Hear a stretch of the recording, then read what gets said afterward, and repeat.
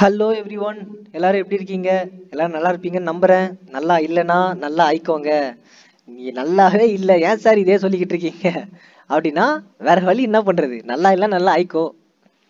வேற எதுவும் பண்ண முடியாதுல்ல. நல்லா இருக்கிறதும் உன் கையில தான். நீயா போய் தேடி எடுத்துக்கிறதா எல்லாத்தையும். இப்போ நீ சந்தோஷமா இருக்கனா சந்தோஷமா இருக்க, இல்லை நான் சந்தோஷமா இல்லை சோகமா இருக்கனா நீ சோகமா இருக்க, அவ்வளோதான். சரி, அதனால நல்லா ஆயிக்கோ, புரிஞ்சு படி. சரி, என்ன பார்க்க போறோம் அப்படின்னா என்சிஆர்டி 9th சிலபஸ் தான் பார்க்க போறோம். 9th ஸ்டாண்டர்ட் சாப்டர் நம்பர் 9 கிராவிடேஷனோட கண்டினியூஷன் தான். ஸோ இன்னைக்கு என்ன பார்க்க போறோம் அப்படின்னா ப்ரெஷர் இன் ஃப்ளூயிட்ஸ். ஃப்ளூயிட்ஸ்னா ஒன்றும் இல்லை, தண்ணி, அவ்வளோதான். ப்ரெஷர் இன் ஃப்ளூயிட்ஸ், தண்ணியில் எவ்வளோ அழுத்தம் இருக்கு முன்ன தான் பார்த்தோம். ப்ரெஷர்னா என்னன்னு பார்த்தோம். தயவு செஞ்சு ஃபர்ஸ்ட் வீடியோ செகண்ட் வீடியோ பார்க்காதவங்க போய் பார்த்துட்டு வந்துருங்க. தெளிவாக ஈஸியாக இருக்கும், பார்த்துட்டு வந்துருங்க. அதுக்கப்புறம் இதை பாருங்க. So pressure in fluids, all liquids and gases are fluids. அதே மாதிரி வாட்டர் மட்டும்தான். நம்ம மொத்தம் 3 ஸ்டேட் படிச்சிருப்போம். என்னென்ன ஸ்டேட்ஸ் இருக்கு? ஒன்று வந்து சாலிட் ஸ்டேட், இன்னொன்று வந்து லிக்விட், இன்னொன்று வந்து பார்த்தீங்கன்னா கேஸ். இந்த 3 ஸ்டேட் இருக்கு. இதுக்கு அப்புறம் ஒன்று இருக்கு, ஆனால் அது உங்களுக்கு இப்போ தேவையில்லை. செலஸ்டியல் சம்திங் இருக்கும், அது உங்களுக்கு தேவையில்லை இப்போ. So solid, liquid, gas. Solid, liquid, gas, இது மூணுத்துலேயும் இருக்கக்கூடிய ஒரே ஒரு விஷயம் என்னன்னா இந்த வாட்டர். ஸோ வாட்டர் வந்து என்ன பண்ணலாம்? தண்ணியை ஃப்ரிட்ஜில் ஊற்றி வச்சுட்டு ஐஸ் கியூபாகவும் எடுத்துக்கலாம், கரெக்டாக சாலிடாகவும் எடுத்துக்கலாம். அதே ஐஸ் கியூபை நான் கொஞ்ச நேரம் வெளியே வச்சேன் அப்படின்னா என்ன நடக்கும்? மறுபடியும் லிக்விடாக மாறிடும். அந்த லிக்விடை எடுத்து நான் சூடு பண்ணனா என்ன நடக்கும்? மறுபடியும் ஆவியாக போகும். மறுபடியும் ஆவியாக போனது என்ன பண்ணும்? ஆவியாக போகிறது என்னது? கேஸ், கரெக்டாக. ஸோ கேஸ் போயிட்டு அது இப்போ நான் கொதிக்க வச்ச தண்ணி கேஸ் ஆவியாக மேலே போகுது. அதை நான் மூடி வச்சிட்டேன் அப்படின்னா வாட்டர் டிராப்லெட்ஸ் அந்த மூடி மேலே ஃபுல்லாக இருக்கும். திரும்ப லிக்விடாக மாதிரி திரும்ப கீழே வரும். அதை நான் திரும்ப என்ன பண்ணலாம்? சாலிடாக கன்வெர்ட் பண்ணலாம். ஸோ இந்த மாதிரி எல்லா ஸ்டேட்லேயும், ஸ்டேட் ஆஃப் மேட்டர்லையும் கலந்து வர்றது ஒன்று லிக்விட் மட்டும்தான், வாட்டர் மட்டும்தான். சரியா? ஸோ அந்த வாட்டரில் எவ்வளோ ப்ரெஷர் இருக்குது? வாட்டரில் கிட்டத்தட்ட வந்து பார்த்தீங்கன்னா வாட்டருங்கிறது ரொம்ப ரொம்ப நம்மளுக்கு ரொம்ப முக்கியமானது தண்ணி. ஆனால் அந்த வாட்டர் வந்து அவ்வளோ ஒரு டேஞ்சர். ஏன் டேஞ்சர் அப்படின்றனா, ஃப்ளட்டுலாம் வருது இல்லை, திடீர்னு ஃப்ளட்டுலாம் வரும். அப்போ அந்த வாட்டரோடைய ப்ரெஷர் ஃபோர்ஸ் இருக்குது பாருங்க, அது மனுஷங்களை விட்டுருங்க. இப்போ நீங்கள் ரீசெண்டாக அந்த நம்ம சென்னையில் வந்த ஃப்ளட்ஸ்லாம் கூட பார்த்துருப்பீங்க. காரு, லாரி, பஸ்ஸு எல்லாத்தையும் அப்படியே ஈஸியாக தூக்கின்னு போயிட்டு இருக்கும். அது அவ்வளோ பெரிய வெயிட்டான ஒரு லாரி, காரு, பஸ்ஸு. ஆனால் அந்த தண்ணி என்ன பண்ணும்? அதை ஈஸியாக அடித்து எடுத்துகிட்டு போயிட்டு இருக்கும். அப்போ தண்ணியோட ஃபோர்ஸுங்கிறது பயங்கர டேஞ்சர். சரி, அதை பற்றி கொஞ்சம் படிப்போம். So pressure in fluids, all liquids and gases are fluids. So எல்லா லிக்விடும் எல்லா கேஸஸும் ஃப்ளூயிட்ஸ் அப்படின்றாங்க. ஏன் சார் கேஸ் போய் எப்படி சார் வந்து லிக்விடாக மாறும் அப்படின்னா, இப்போ வீட்டில் பெஸ்ட் எக்ஸாம்பிள் எல்பிஜி யூஸ் பண்ணுறீங்களா, cylinder, liquefied petroleum gas, LPG cylinders use பண்ணுவீங்க. ஸோ அந்த கேஸ்லாம் என்ன பண்ணுது? உள்ளுக்குள்ள லிக்விடாக தான் இருக்கும். நம்ம கேஸ் ரிலீஸ் பண்ணும் போது தான் மேலே ஆவியாக ஃபுல்லாக வந்துக்கிட்டு இருக்கும். A solid exerts pressure on a surface due to its weight.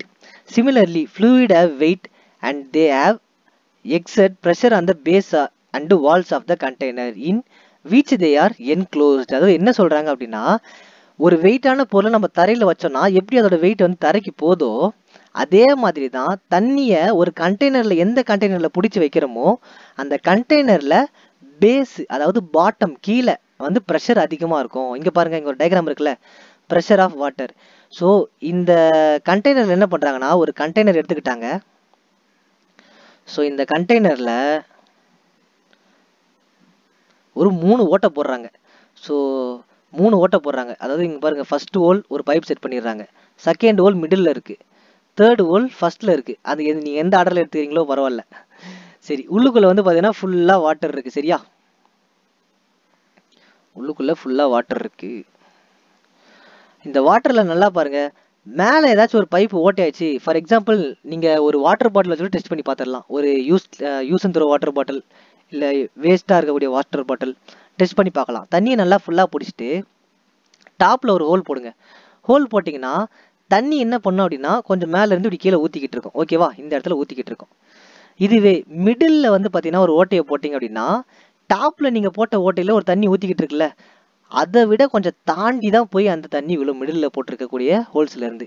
இதுவே பேஸில், பாட்டமில், அந்த பாட்டிலோடைய லாஸ்ட் கீழே ஒரு ஹோல்ஸை போடுறீங்க அப்படின்னா அது ரொம்ப தூரம் தள்ளி தான் போயிட்டு கீழே அந்த தண்ணி வந்து விழுகும். இதுக்கு காரணம் என்ன?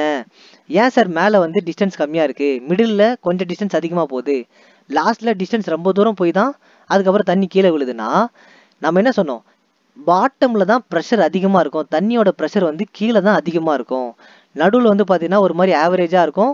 ஸோ டாப்பில் வந்து லோவஸ்ட் ப்ரெஷர், கம்மியாக தான் இருக்கும் ப்ரெஷர்.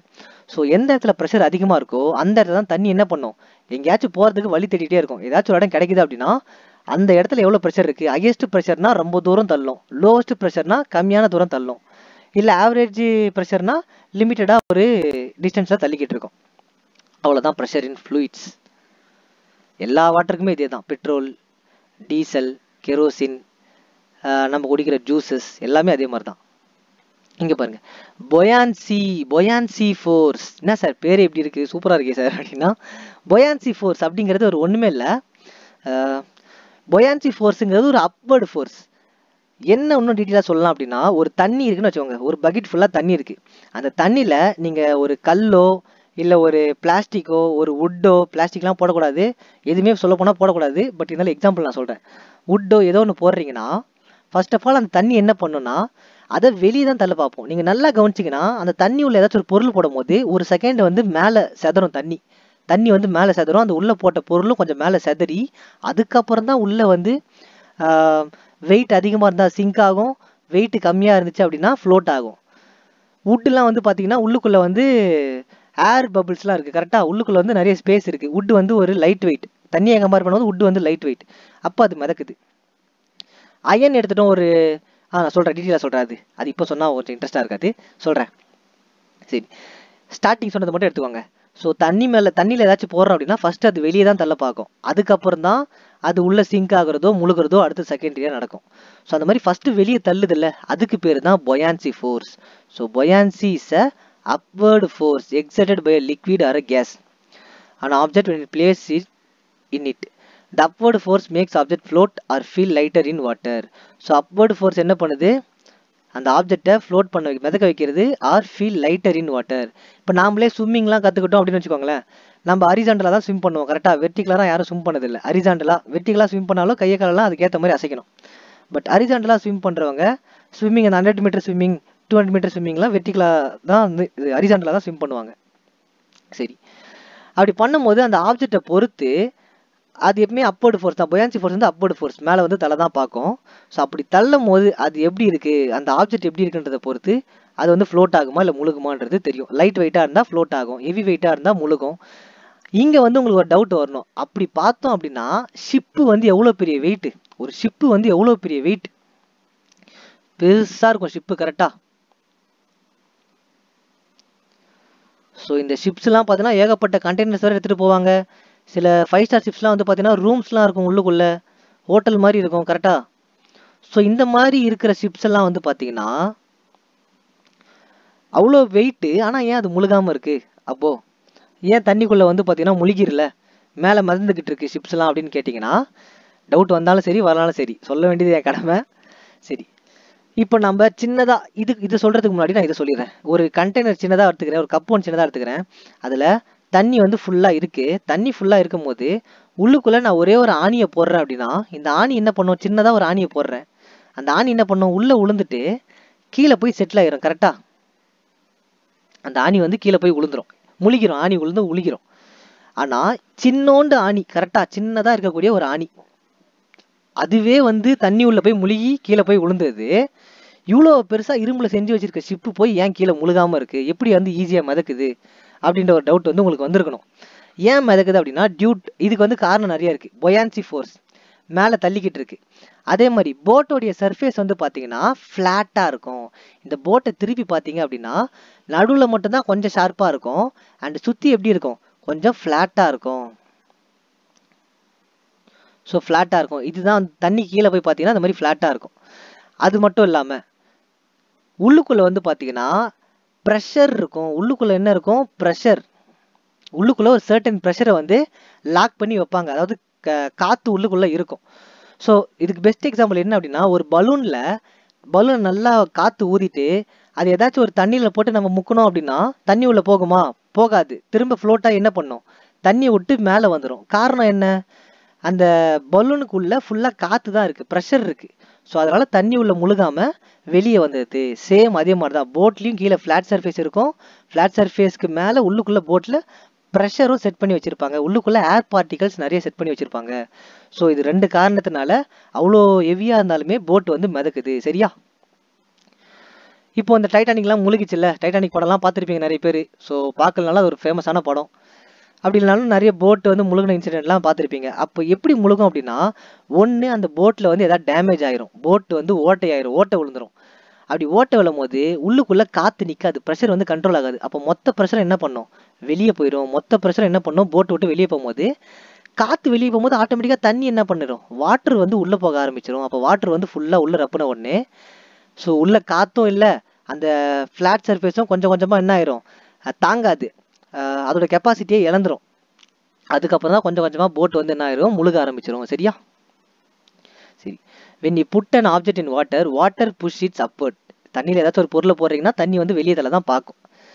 இஃப் த அப்பர்டு ஃபோர்ஸ், அதுதான் பொயான்சி ஃபோர்ஸ். அப்பர்டு ஃபோர்ஸ்னாலும் பொயான்சி ஃபோர்ஸ்னாலும் ஒன்று தான். ஓகேவா? வேறு வேறு கேட்டிருக்காங்கன்னு நினச்சிடாதீங்க. அப்பர்ட் ஃபோர்ஸ்னா சார் இது எனக்கு தெரியல அப்பர்ட் ஃபோர்ஸ்னா அப்படின்னு சொல்லிட்டு விட்டுறாதீங்க. பொயான்சி ஃபோர்ஸ், அப்பர்ட் ஃபோர்ஸ் ரெண்டுமே ஒன்று தான். So is greater than or equal to the object's weight, the object float.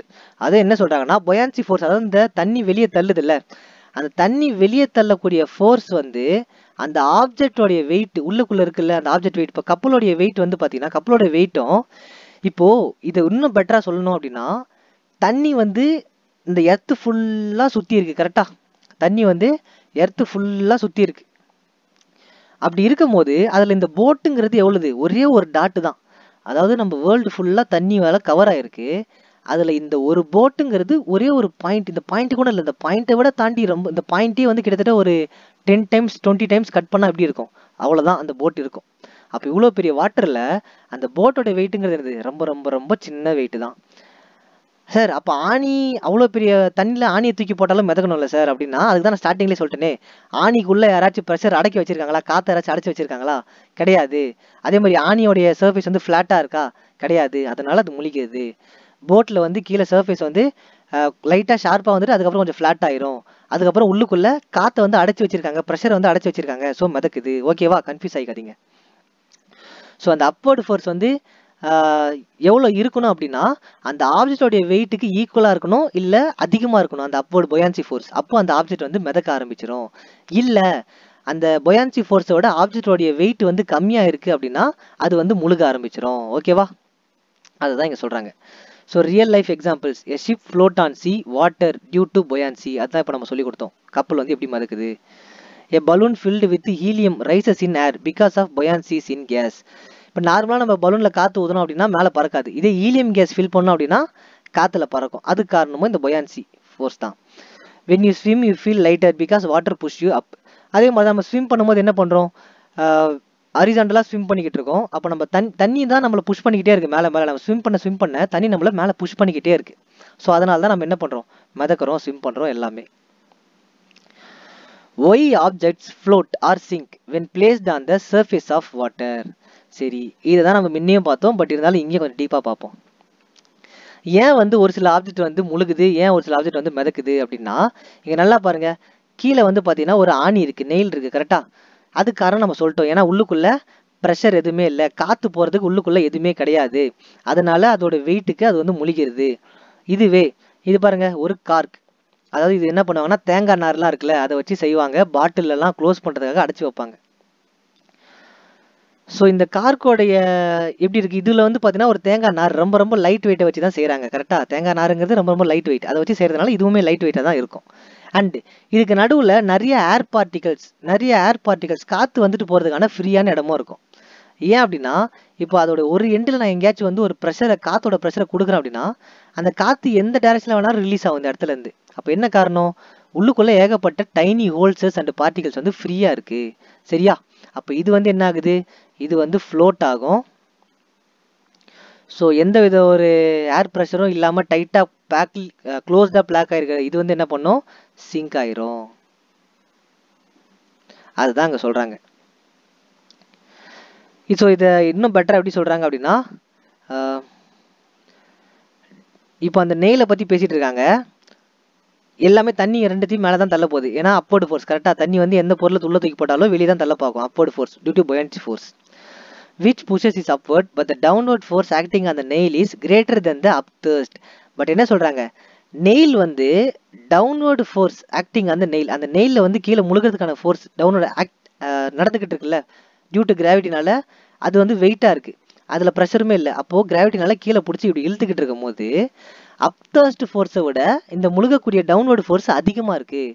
So அப்போர்டு ஃபோர்ஸோட downward force அதிகமாக இருக்கிறதுனால இது முழுகிறது.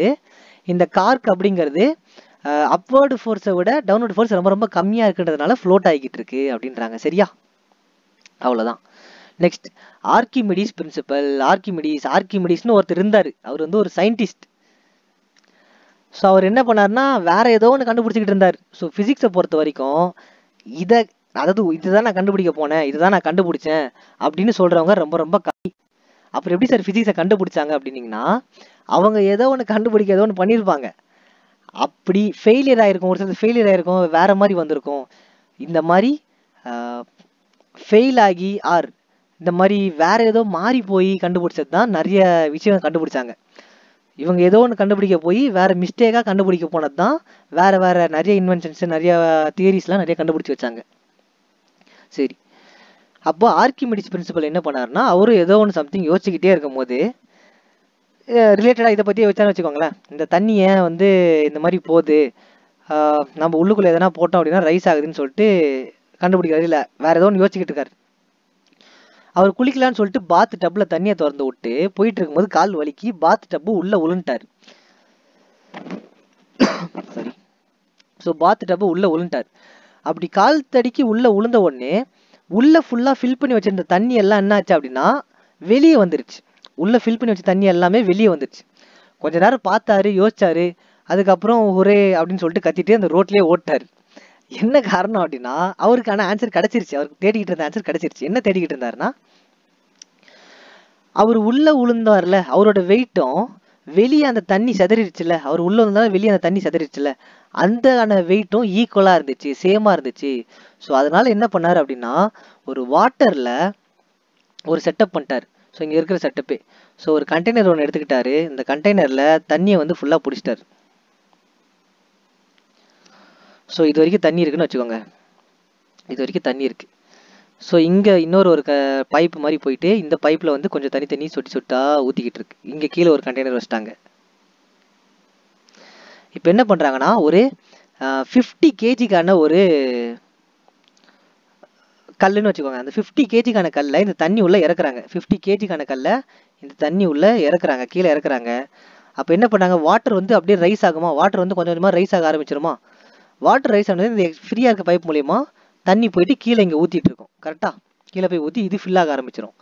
அப்போது இந்த கண்டெய்னரை செக் பண்ணும் போது இதுக்குள்ளே எவ்வளோ தண்ணி இருக்குது அப்படின்னா 50 kgக்கு ஈக்குவலான தண்ணி வந்து இங்கே டிஸ்போஸ் ஆகிருக்கு.